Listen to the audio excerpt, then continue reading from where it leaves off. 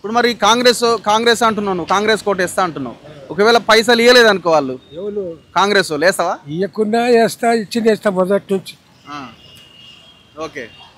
గోలుకొండ కిల మీద జెండా ఎక్కించినావు, నీ క్యాంపే కట్టినావు, హైదరాబాద్కు నువ్వు ఏమన్నా చేసినావా?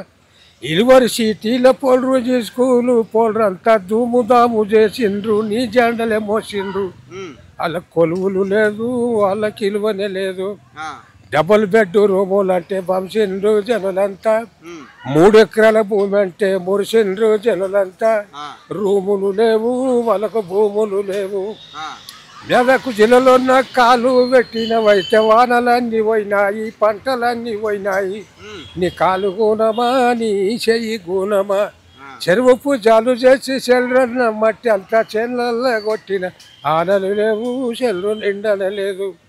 ఊళ్ళల్లో జనులంతా బిక్కుమంటున్నారు, తాగే నీళ్ళు లేక తన్నాడుతున్నారు.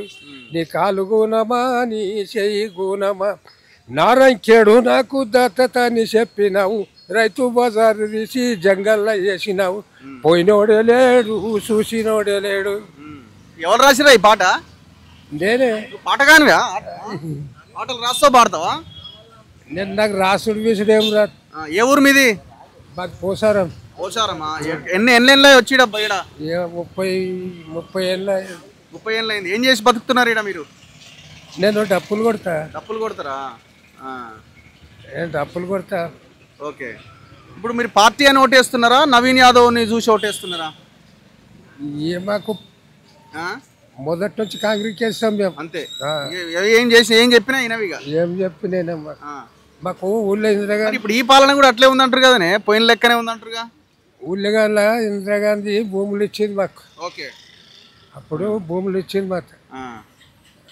ఇల్లేది ఇది మాదే. మాదా? ఏం చేస్తారు ఇంట్లో? ఇది డబ్బా. ఓకే. దగ్గర పోయేస్తా లోపల.